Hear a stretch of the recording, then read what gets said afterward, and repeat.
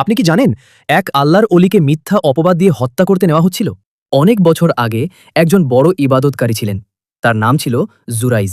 তিনি দিন-রাত আল্লাহর এবাদতে ব্যস্ত থাকতেন। একদিন তার মা তাকে ডাকলেন, কিন্তু তিনি নামাজে থাকায় সাড়া দেননি। মা কষ্ট পেয়ে বদদুয়া করলেন, হে আল্লাহ, তাকে এমন পরীক্ষায় ফেলো যেন মানুষ তাকে খারাপ নারীর সাথে জড়িত মনে করে। কিছুদিন পর এক খারাপ নারী মিথ্যা অভিযোগ করল, তার পেটের সন্তানের বাবা নাকি জুরাইজ।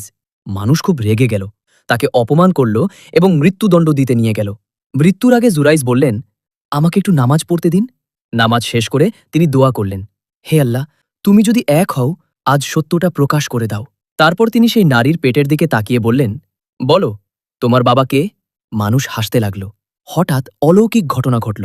পেটের ভেতরের শিশুটি কথা বলে উঠল, আমার বাবা জুরাইজ নয়, ওই যে পাশে দাঁড়িয়ে আছে সেই রাখাল। সত্য প্রকাশ হয়ে গেল। তখন সবাই বুঝতে পারল জুরাইজ আসলেই একজন সত্যিকারের এবাদতকারী। মনে রাখবেন, আপনি যত বড়ই আল্লাহর অলি হন না কেন, মায়ের বদদুয়া মানুষকে বড় বিপদে ফেলতে পারে।